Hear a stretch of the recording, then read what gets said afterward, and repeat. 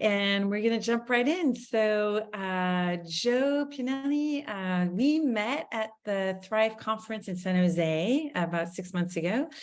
And Joe, we hit it off right away, is a passionate investor, supporter, advisor is for tech startups, but more specifically right now, Joe, you're focusing and zoning in on ag tech with Stage One Ventures. I'm going to let you take it off, take it from there. You're going to give us an overview of what investors are typically looking for, the strengths that they're seeking in a startup when they're looking to make an investment. And you have some slides to present this morning. So thank you so much for making the time and for being with us here today. And we'll take Q&A, by the way. So we'll go through half of the presentation. We'll take a pause. If there are questions, we'll jump in, and then we'll definitely have time for Q&A at the end of the session as well. Very good, Judy. Can you hear me okay? Yes, perfect. Thank you. Great. Thanks so much for having me today. It's a pleasure to be here. And one of the things that I always try to do is go back to my lessons learned, because we certainly learn something new every day, and we try to reassess how to do things in a better way. So this is some background on Stage One, and I'm trying to move my presentation. So here we go. So Stage One is a early stage investment firm that has really evolved its business to focus in on how businesses grow and double down on what I call the winners. And I'm going to get into that in just a moment. I just want to give you an overview of what we're going to cover today. Yeah. Which so is all Joe, about. Sorry, I'm going to jump in right away. I'm not seeing the share screen. Okay. Let's see.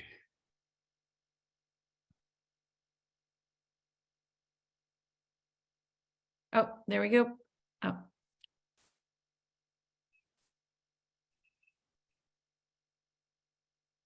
Let's see, make sure.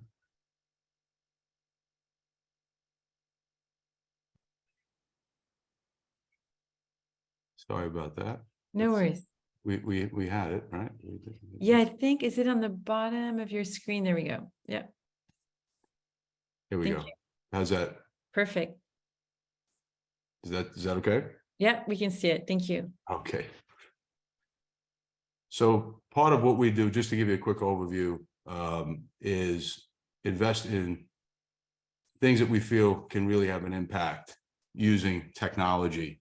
And obviously, as we evolve over time, we adjust our strategy, because we've been doing this now for about 30 years. Some of what we first started on investing in was in the wireless industry in the late 80s. So what we try to do is identify clear trends and what we call a secular change in a marketplace. So as you can see, a lot of the things that we're focused on today are all the things that are going to be impactful for our economy, and various ways that we can leverage those technologies and build out business platforms. So a key takeaway is you want to focus on business platforms, and that's essentially what we do. Yeah, I'm sorry here. Yeah, I can't. Here we go. I'm trying to move this.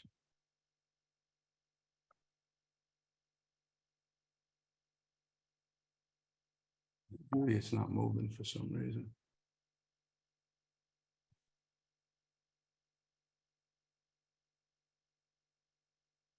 Here we go. So our approach is basically focusing initially on seed, and we focus in on helping that business grow.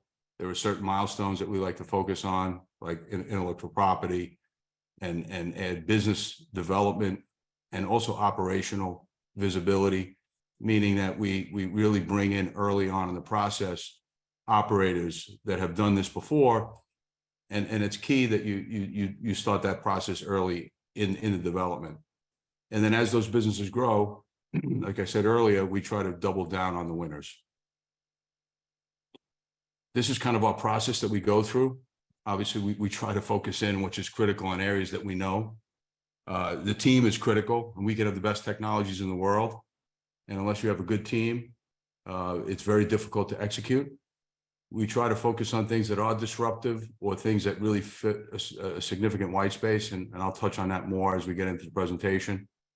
We like to try to make sure that you're capital efficient. It's really easy to spend money.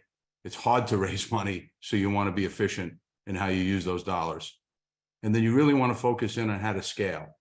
And that's important. Within a 5-year period, we kind of have this benchmark of 100 million in sales within 5 years. And then what we look at is critical milestones to kind of continue to add funding to those businesses. This just gives you kind of a graphical presentation of kind of some timelines. They're not hard and fast necessarily, but we will constantly reevaluate and look and see if a startup can get to a repeatable business model, something that can grow over time and also get into a position where we have, excuse me one second. And scale is critical. Scale is important. And typically what we'll do is we could sell. There are various exit points. You don't necessarily have to go IPO necessarily. You may have bring strategic value to a large corporate or strategic. And I'll touch on that later in the presentation. So focusing in on some of our lessons learned, it is so critical to spend the time analyzing how you're going to differentiate yourself. There's a lot of capital available. As we all know, in the last 10 or 15 years in particular, there was a lot more capital coming in with zero interest rates. I think some of that's going to change now over the next 5 years. I think we're going to have a different interest rate environment. So you have to clearly be in a position where you have a differentiated market position. I think you're not going to have as much capital, I think, necessarily available. So investors will be more discerning in how they look at opportunities. So you want to zero in on a significant pain point in an industry, an unmet need, or something that's from a disruptive standpoint, some technology that really is disruptive, that has a real defensible position in the market. And I just list out a few things in terms of how to go through that process and really create a thesis around what you're trying to accomplish. We have an investment in a company called Invaio, which is a very significant company. And they early on identified a significant issue in the market with Florida orange groves literally dying. 80% of those groves essentially gone because of a bacterial disease that's spread by insects. And that is a massive pain point in the market for the agriculture industry. So part of what we did is obviously invested in that company early on, and it was a very bold mission.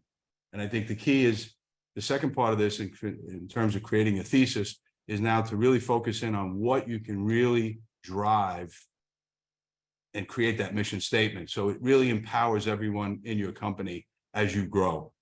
So in the case of Invaio, essentially, we want to create the most valuable crop health company in the world. We want to accelerate the leap into nature positive agriculture.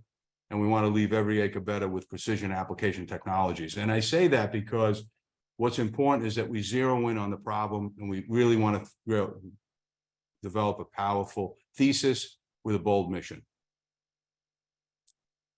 Some additional lessons learned for us, clearly doing your homework, really researching and assessing what that total available market is. Tops down things can be very, very misleading. Some difficult things that are hard to assess. We have more tools now than ever, like GDP is one thing that came to mind when I was doing this presentation, and that the fact that you can do a lot of research around this, but obviously you've got to make sure and validate via citation if it is indeed the basis for truth. And I also think the market, the TAM itself, has to be big enough. And you want to zero in on a platform. As I said earlier, platforms, we think, are much more valuable as you attack a market. The other thing I think is overlooked is when you're doing your assessment, to really look at how you could go to market. And many times, direct, depending on the technology or the business you're trying to build, direct channels are very strong, obviously. But then you have to assess, like in agriculture, it's very driven by channels and it's very driven by co-ops. And it's an extremely complex go-to-market when you're building an ag tech company. So you have to be very mindful of how those channels operate today, what potential areas you could establish a beachhead so that you can kind of break through, and then get endorsement. And I'll get into that a little bit further as we get into the presentation. Can I ask you a quick question, Joe? Of course. What can you define a platform, product, or solution? What do you mean by that? So a platform business is one that is able to address a market and transform and really drive your value proposition in. So platform businesses, like a Tesla, for example, where you have a systems approach and you look at the entire industry. He had to build out a new supply chain. He had to develop new ways to build and manufacture. So a platform product or solution literally creates an entire way to drive into the marketplace. And some of that can be done through partnerships, but you have to have a core platform technology that can help you do that, because it is hard to break in. So you want to have an advantage. So this is obviously a common term: build an MVP, validate scientific findings. We've had experience, again, depending on the business that you're in, you have to demonstrate the viability. So you do that through obviously MVPs, and we have more resources today than we ever have. Obviously through AWS, they have incredible accelerator programs. I'm sure you're very familiar with them. And that's only in the last 4 or 5 years that they have these specific things built for healthcare or space. We interact with folks that run those programs.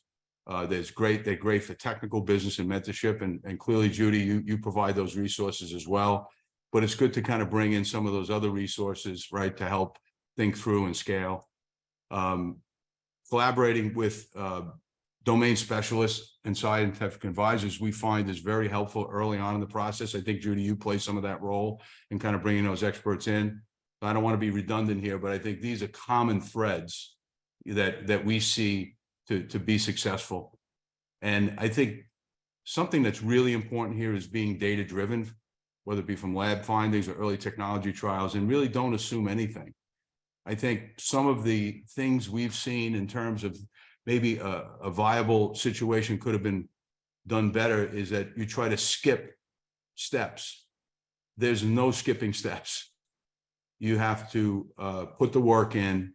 And, again, I'll use the ag tech analogy. Sometimes it takes 2 to 3 years literally to get the feedback, that you need in terms of field trials and various things. Now, in other industry segments, you can go faster, obviously. The other thing we like to do is pair up our companies with entrepreneurs or businesses that have launched other MVPs and other industry sectors, and that speeds up the learning curve. So the more you can speed up that learning curve, the better off you're going to be in terms of getting that product into the market. I'll pause there for a second, Judy. Is that kind of sinking in with how you kind of operate your? So I'll unmute. Yeah, 100%. Absolutely. Yeah. Testing assumptions is a big one. And that's a really hard, it's funny because I think the problem is sometimes we don't realize the assumptions we're making, right? So understanding the assumptions that you are making is one of the hardest things. Yeah. Yeah. But I always question myself, are we really doing this for the right reasons? Are we getting it, are we trying to be, make it so that it fits our thesis without, yeah. So, yeah. So obviously this is something else that a lot talk about is product market fit. Actually, Joe, can I ask you a quick question regarding, you mentioned your investment thesis? Yes. Can you give us examples where you were tempted to look outside of the thesis and sure enough, it backfired? I mean, those things happen all the time, right? You're thinking, oh, well, I'll make an exception. And you realize, it comes back time and time again. If you really don't flush that out and truly identify the pain point, or you can be way early. I mean, I think in some cases people, and we've done this, we've done things where I'll give you a good example, Witricity, which is a wireless charging system. It was developed out of MIT 15 years ago. Well, we invested in that. We thought the market adoption would be a lot faster.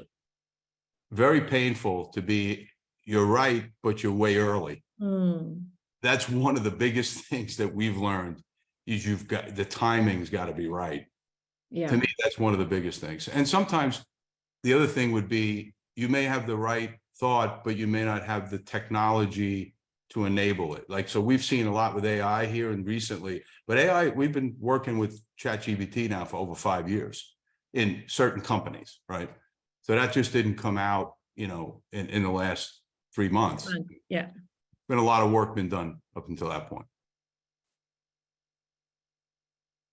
Product market fit obviously is important, timing, like I just outlined. But I think we do get enamored with the ability to really have technology or breakthroughs in science, but again, the market's got to be ready to adopt. We can certainly try to drive that adoption through partnerships, but you've got to be really, really careful. The reference accounts here is so important, especially when you're doing something that's really disruptive, because they can help validate, but they can be what they call a friendly. You know, friendlies are going to help you drive to a better outcome potentially. So you get that input early on, and you want to determine the product market fit as quickly as possible to enable you to iterate, right, over and over again. We have another company we invested in called Freight Farms, which is hydroponic farming and container-based farming, and it kind of fills a niche in the market. We're on the 10th iteration of that technology. People don't realize that, but we've been at this for a long time. And now it's just now, 10 years later, getting to a point where we think we're going to carve out our niche in the marketplace. And we didn't really necessarily get to that product market fit as early as I would have liked to. But I think that's a constant thing to remind, to focus on. I can give you many examples of that. And the value prop, quantifying the return on investment as early as possible. Now that could change depending on how you evolve, but you have to have tangible benefit. And companies and people really have short attention spans. So you really want to grab them, you know, and be impactful. We have a company called TalkMap, and it's using AI for call centers. And it's a significant return on investment. Originally, it was a science project, what I call a science project. And then we really turned it into what became a real business. But the massive return on investment applying AI into the call center and driving costs down and really understanding what those costs are. So $5 to $6 a call, if you can eliminate those calls and be more efficient, have a better customer service, your ROIs were massive, very quick. We had one situation where we've gotten a $30 million ROI within a 6-month period. That's very significant, and that allows you to move it forward. Did you want to say something, Judy? Yeah, there's something that I think about a lot. A lot of our companies are developing technologies that provide efficiencies, especially time savings and cost savings, right? But I find that that always seems to be such a hard sell for your initial customers to help them understand time and dollar savings. And so I'm just wondering, I'm just thinking out loud here, is there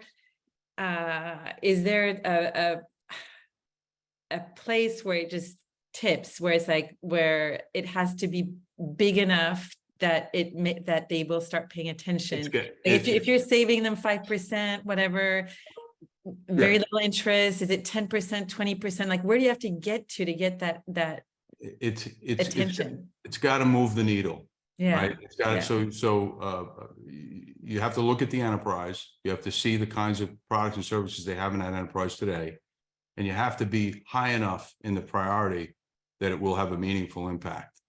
And also not disrupt their existing businesses. Some companies don't like to do that. They like to kind of play it out as long as they can. Some do. Some want to reinvent, right? So you have to kind of assess. You know, that's why I say friendlies are important. You want to have companies that really understand that they have to change, but they have to change for the right reasons. So it's got to move the needle for sure. And then use cases, I think the roadmap of potential use cases, we always say, okay, this core, get to market, but then you have to think through, and you may not necessarily present that to your customer or your trial partners initially, but you've got to create this vision that you can continue to innovate around that platform. This is another important step, and I'm sure, Judy, you focus in on this, I'm sure, is how you develop a business case. I think a lot of times we get excited about innovation, technology, what the possibilities are, but you've got to determine what the margin is, what those unit economics are, and have reference points. A lot of times we recommend there are other business model reference points and other industry segments that you can kind of look at. So that kind of gives you a perspective on what that looks like. If you're going to sell via channels, you've got to have enough margins to make it viable. We have a company we invested in called Trace Genomics, which does DNA sequencing on soil. Phenomenal technology, innovation, incredible. But because ag tech is so challenging from a channels perspective, you've got to make sure that they can embrace that and drive it in based on how they go to market and based on how they charge the customer. And in some cases, they may give your particular thing away for free, in quotes. It costs them something, obviously, but it has to drive something that benefits from a cash value return on investment standpoint for that particular channel partner. And I would encourage, and I think not every startup does this, to really assess the pricing and the responsiveness. I think that's missed a lot. And I understand why, but that's something not to overlook. I think that's really important to really assess that price. In some cases, companies price things way too low, that there's a lot more benefit, a lot more value to be extracted. And you want to be in a position where you can take as much of that so you can reinvest and get to profitability faster.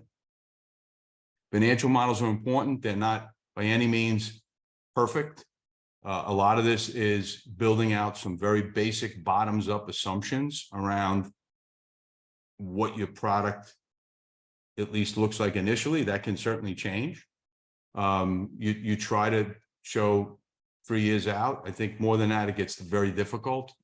And you want to show what the market adoption can be. I also look at other industry sections to see other technologies and what those adoption curves look like. Again, lots of ways to kind of create reference points. Be realistic. We see a lot of hockey stick presentations. I just got off a call yesterday on a due diligence call, and one of the comments from one of my colleagues who's an expert in kind of industries in the telecom industry, he said, Joe, he said, this revenue ramp looks like something that no business could ever achieve, not even that particular business, but so getting too ambitious with hockey stick presentations it brings more questions, is probably the best way to say it. And then you spend your time trying to validate it, and that to me is can be not a good use of your time. And like I said, reference points I think are critical in looking at that. I'll pause there for a minute, Judy, if you want. Yeah, I have a question with regard to that, like how so I just want to hear your perspective.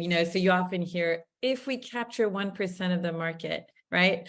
So my take on that is, well, if you can validate that, if you have the go-to-market strategy, if you have the, if you know how to get to 1%, great, if you can back it up. But what's your response to that? Because that's a very classic, assumption that sometimes that is presented by when we get into the financial model.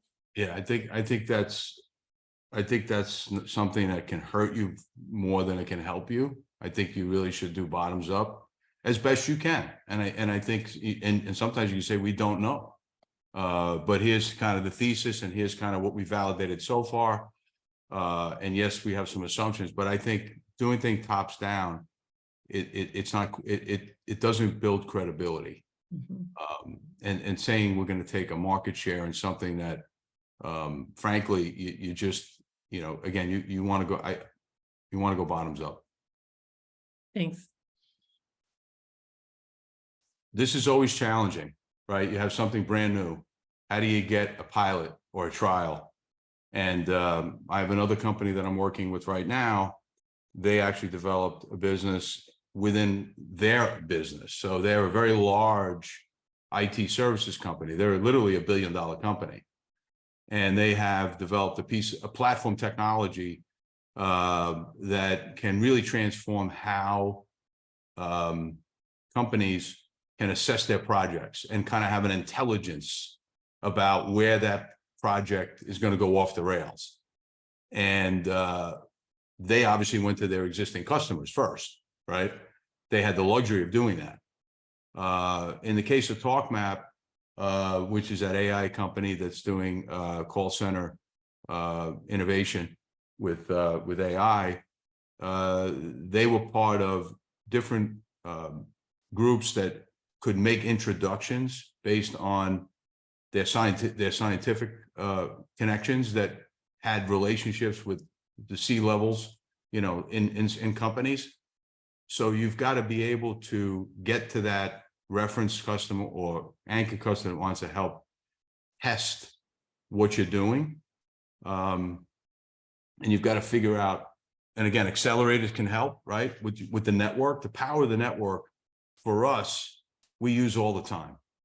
And we have a lot of operators that have run businesses before. What I find is getting access to people that have scale products, even within large enterprises, can really help you get to that securing that pilot or that anchor customer.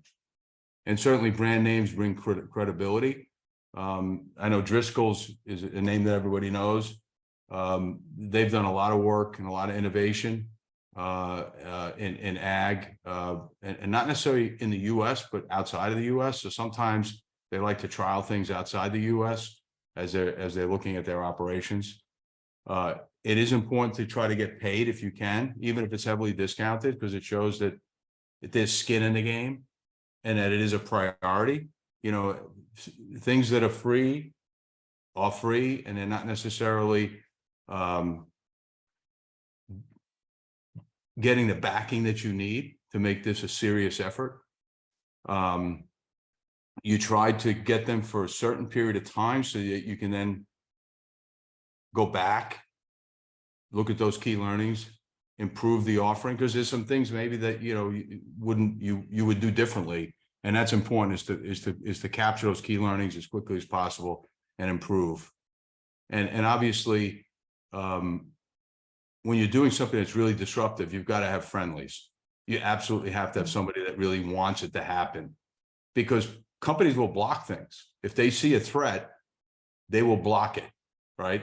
Again, depending on the sector, depending on the industry. Sometimes you have what they call an over-the-top strategy, where you just completely bypass the current channels, because that's the disruption. We've seen that, in a number of industries. We've all seen that, obviously, especially in the last 20 years. Let me go forward here. And the goal is really to validate some of the key findings on ROI or from the lab, which then will show you that if this thing is scalable, because in some cases, it may just be something that will only scale to a certain point. It may be valuable, but then you've got to figure out how far you can take it. So that comes into this next page. I'll pause there. Let's see. Are there any questions from our participants? Feel free to drop a question in the chat. I know, let's see.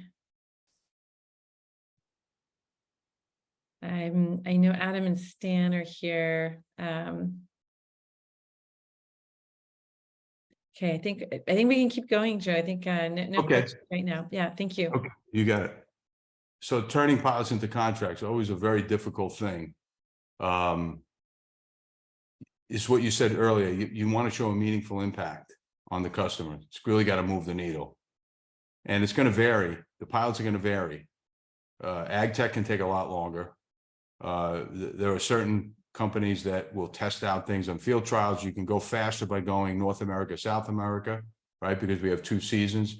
It'll go faster in in high value crops versus row crops, because you've got multiple seasons that you grow in high value crops.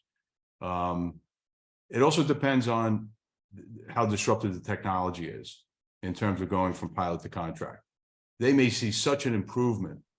You know, I think we're seeing some of that in AI right now. And I think in the customer support area in particular, I think you're going to see some incredible use cases around the customer support area that's really going to show how to bring efficiency. And I think you want to demonstrate those ROIs and quantify the benefits, continually getting that customer feedback. I can't emphasize how important that is. When you look at your pricing, especially with your initial pilots turning into, you can have what they call most favored nation pricing or volume pricing, because those are some of your first customers. That doesn't mean you have to continue with that same pricing. You could put agreements in place where it's because of the time and effort it took for those initial pilot customers to then transform into a longer term contract, whether it's a subscription base or a commitment to buy over time. Those minimum commitments can be very helpful as you demonstrate that scale, demonstrate that return, and then also raise additional capital, right? This all ties into, and this is part of our thesis as an investor, is you want to continue to achieve milestones. You want to continue to move that ball down the field. Some days you're going to move it an inch. Some days you're going to move it a yard. Sometimes you're going to go way downfield. And that's something to continue to push on. And I think sometimes when you think about investors and broad-based investors that look at technology per se, or maybe there's a certain specialty that they like to look at, maybe they're only SaaS investors, or maybe they're hard tech, hardware, and that tends to be a smaller community of investors.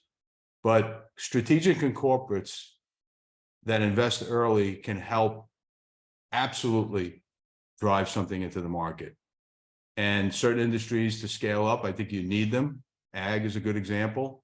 You need to have certain sponsorship to drive it in. It's certainly important to evaluate the trade-offs. Those trade-offs, whether it be taking the investment too early, you have to definitely demonstrate the value that you're looking for, that they're looking for, or demonstrate enough value with your solution. And I think through some of our affiliations with different groups where they have built credibility already with corporates that are looking for innovation and technology, Judy, SVG Thrive has done that. I think probably the best that I've seen in terms of having those relationships, because that was kind of their first goal, was to tie in with those corporates, to understand what the white space was for their right. So it kind of gives them some insight. It gives them a little bit of visibility. And we've seen faster exits because of that. You don't necessarily get the $1 billion exit, but if you start a company and you're in the, let's say, the millions, early millions, under 10 million, and then you sell it for 100 or 200 million, that's still an incredible return, depending on how you put the capital structure together. So we find ourselves focusing on things like that just as much as we would for the bigger exit. Right. And that's, I think, the roles of strategics and corporates play that. Yeah. And keep an open mind. Go ahead, Judy. Thanks, Joe. We invited BASF the other day, a couple months ago, and you're right, like building those relationships is so crucial.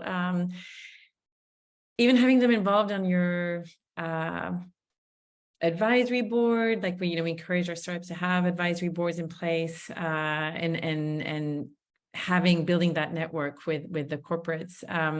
We do have a question in chat. Sure. From Trick Robotics. And so Trick Robotics is, they're building basically giant robots that treats strawberry fields with UV lighting to kill pests. And it also helps prevent mold issues. instead of using pesticides. So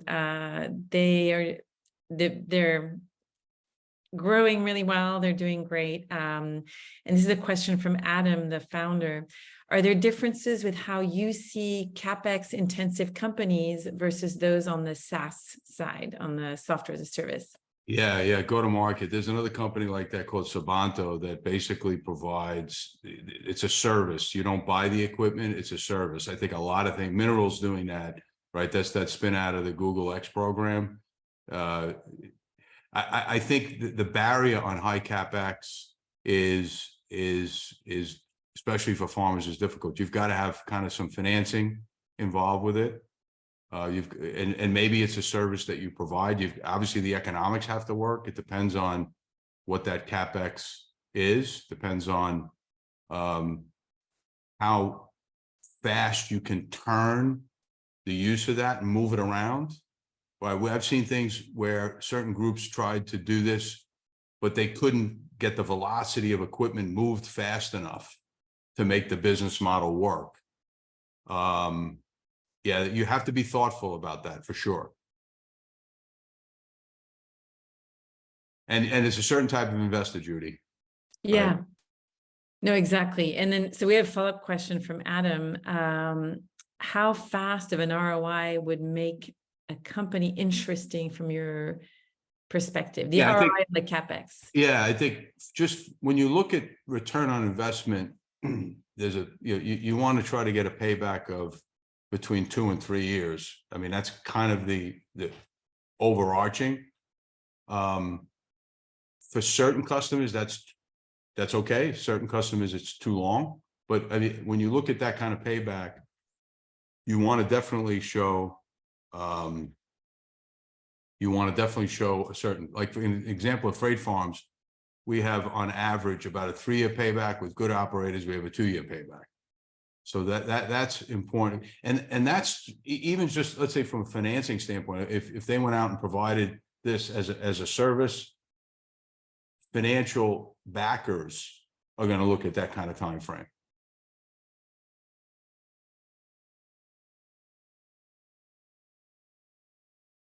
Sorry, Joe, I'm going to see, I'm trying to look at the chat at the same time.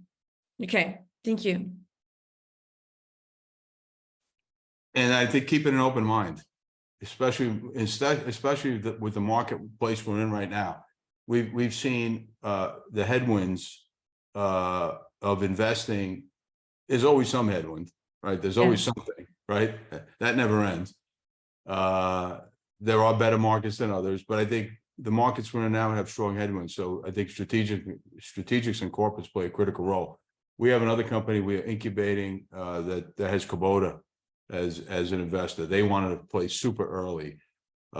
We looked at Monarch Tractor early on. This is a CapEx play, and CNH went in and invested. There's another business called Augmented that we looked at early on that CNH had invested in and then bought out recently, to provide an expanded offering. So strategics and corporates in this environment, especially, again, depending on the sector, I think are going to be really important. So I think we've got time now for Q&A. So I'm happy to Q&A. I think that was it, right? Yeah, that's it. Right, Judy? That's my last page. Was that the last one? I thought. Yeah. Okay. I thought you had. Okay. Yeah. Yeah. Okay, cool. And I'm wondering, I'm going to ask Liz live. I'm wondering if there's a way to allow our attendees to jump in and talk in person, because I know Adam would be interested in jumping in. Can we allow if they raise their hand, I can unmute them. Okay. So Adam, I know Adam was eager to talk to you, Joe. And if you're still here, okay, so we do have a raised hand from Adam, and Liz, I think, just activated you. So Adam, feel free to jump in. Hi, Joe. This is Adam from Trick Robotics. Thanks for sharing all this information. I think we actually check a lot of the boxes that you were suggesting, aside from being quite a young team. So that probably that bringing a COO in or something like that, like you suggested, would actually help us quite a bit. But our company is high CapEx, but we're providing that as a service. So we own the equipment and then provide it as a service. And we have an ROI around 1.5 years on that. So, and then it's a tractor, so it will last like 10 years just generating cash flow. I was just wondering if Stage One Ventures is interested in a company like that, or if you have any advice in terms of how I should approach investors. Yeah, you can certainly get a hold of me. I think Judy has my contact information. Happy to talk to you, see if it might be a fit for us. If not, some of our partners, we have a lot of co-investors that we work with, Fulcrum Global Capital and Sarah Capital, and all people we know really well that it's terrific people to work with. So if for some reason it's not a fit for us, we certainly can network you in. And that's part of what we do, frankly, because we want to see entrepreneurs succeed. And if it may not be a fit for us because we may have too many commitments sometimes, from a capital perspective, we certainly can refer you. So I'm happy to talk to you. That's funny you mentioned those guys, because Fulcrum wants us to find a lead, but they like what we're doing. And I'm talking to Sarah in an hour. That's terrific. Yeah, Rob Schultz, I know for many years. I'm showing my age. Love to talk to you after this. You got it. That's my pleasure. Thanks, Joe. And then we have, and that's so funny because Sarah, I didn't know you were connected with Sarah Ventures. One of our Cal Poly grads is one of the general partners that we send a lot of pitch decks his way. Yeah. Yeah, they're good. They're good. They're really early stage. Good. They know ag for sure. They know broad-based tech. Rob, I know for 30 years. So yeah. That's great. So we also have Stan on the line. Stan is the founder of Zest Farms, indoor farming. He's run his first pilot indoor farm based here on the Central Coast and has his first contracts in place with large retail. So Stan, please jump in and feel free to ask your question to Joe directly. Yeah, hi, Joe. This is Stan, as Judy mentioned. We do have an indoor farm. I worked at Plenty before this, took a year off because of the non-compete. So in total, I've been in indoor farming for about 5, 6 years. And we are, serving the larger region now in South Pacific. We did a pilot for roughly $3 million. And now in the last year, all of these indoor farms that are failing has me a little bit worried because I'm going for Series A right now. We will probably, with our pilot, the work that we've done already, show our economics to be able to break even probably by the end of the year. And I'm kind of priding myself on being the first indoor scalable farm to kind of go head to head with some of the big greenhouses out there and be at break even with just the pilot. So what advice would you give me based on, what's happened in the market with all these other bankruptcies and issues with, I feel like investors are just running for the hills, and it's going to be pretty tough for me to get. We're reaching out right now, and I've got like an investment banker actually who's really excited about this because he knows indoor ag, helping out. But any advice you could provide based on your understanding of ag tech, and especially your understanding of freight farms?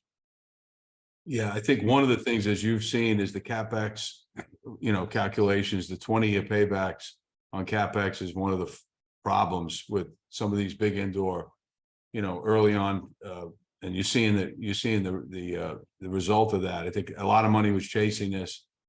I think you've really got to demonstrate. Certainly, the operating break evens are very good.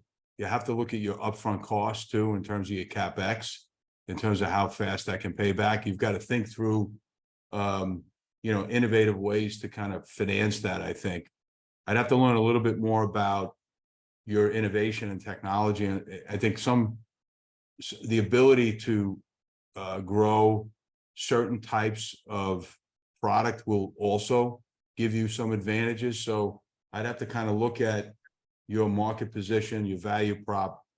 One of the things we've avoided is to go head to head on commodity, because when you think about CEA, you're not only taking technology risk, you're taking the commodity risk, and then you're taking branding. So we've stayed in the camp of focusing on enabling technology and showing that it will pay back quickly from a business case standpoint, and then thinking through how to apply where freight farms can play. So I'll give you an example. Cisco Foods, they have a hyper-local food initiative, but they clearly have trouble sourcing. So they want to put more of their production right at the DC. So you can leverage the DC and the distribution and the customer relationship. So now you're not fighting the commodity game because you're fulfilling the demand that they're already focused on. So one of the things I would, if it's retail contracts, that's great. That gives you a certain level of volume, but you're going to be, challenged with the commodity side of this. So you've got to think through how to fulfill where you're not going to necessarily fight the commodity, the game all the time. And you've also got a lot of wholesalers like Grub Market now, I think, is rolling up a lot of the wholesalers with their technology enabling those wholesalers. You might be able to tie in with that network, with that existing network. So again, you can fulfill the volume and you're not, fighting a commodity game. But I think it's going to be a challenge to raise. Depends on how much you're going to raise, but it's definitely going to be a challenge because a lot of investors, have backed away for sure. But I think out of this, you're gonna have companies emerge, maybe like yours and others. I think that's going to be, what I consider the next leaders in the industry. And I'll say one more thing. It's a little bit of a long answer, but Taylor Farms is going to have to get into this game because you think about it, they're a logistics and a processor, right? Why wouldn't they source from indoor? So they're not, I think Taylor Farms is going to be somebody that I think is going to have to get into this for sure. They've made some investments in the Midwest, by the way, where they're focused in on greenhouse production in particular. Now, is yours just lettuces and whatnot, or is it greenhouse hybrid type? What we've done is we produced about 25 products. We put them in the market, we've tested, and we've kind of found a product market fit for one particular product right now that will be our beachhead. And our focus has all been on, because I had already experienced indoor farming, I learned a lot. And we kind of implemented the Keiretsu approach, a lot of the Toyota Way approach. And so we're all about cost, so we can compete on just about any front. But right now, the market on lettuces, the market is so full, especially in the California area, that we kind of have to find a couple of niches in the herbs area. And what I'm finding is, for our profile, is people can't get enough of herbs, and we can do certain herbs that other people can't do necessarily in our format. Yeah. So, when I think about our invention, more or less, it is a food production machine for the future. We have different configurations, and it's all about keeping the cost low. I'd like to look at that, and I think I would also go after Cisco locally, the Fresh Point division, because they're looking for herbs, and they just call it all kinds of restaurants and whatnot that really want those herbs. So that can give you a bit, and I know you can get good volume. You can make good returns on herbs for sure. Yeah. And we have one restaurant that's doing like 12 cases a week. They really get it in terms of what we're doing. So we've seen that. We've seen that in some as well. Yeah. I'd be happy to. I'd love it if you had 30 minutes. We could take offline to talk more. Yeah, I'm around not next week, but the week after. I'm out next week, but the week of the 22nd, we can connect. Okay, thank you. Sorry, Judy, we took a little long on that one. No. This is great. I mean, that's kind of the purpose of this too, is to be able to make those connections and introductions. So I'm glad Stan and Adam found that, are wanting to follow up with you.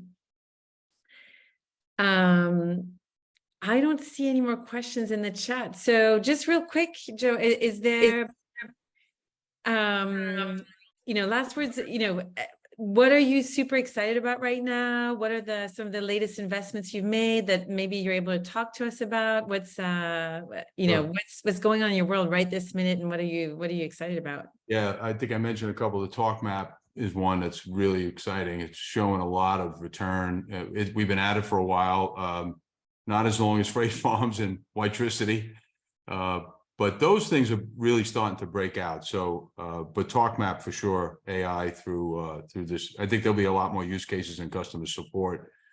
I think the language model side is a lot more investment to be made there, so we stay away from that. We're zeroing in on how do you drive the use cases around and partnering up in that regard. We're very excited about some of the things we're doing with in the citrus area to really solve the citrus greening problem. It's not going to go away, so we have to focus what I call on nature-based.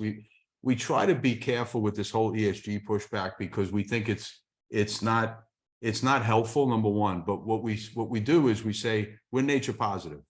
Who's not going to like nature positive?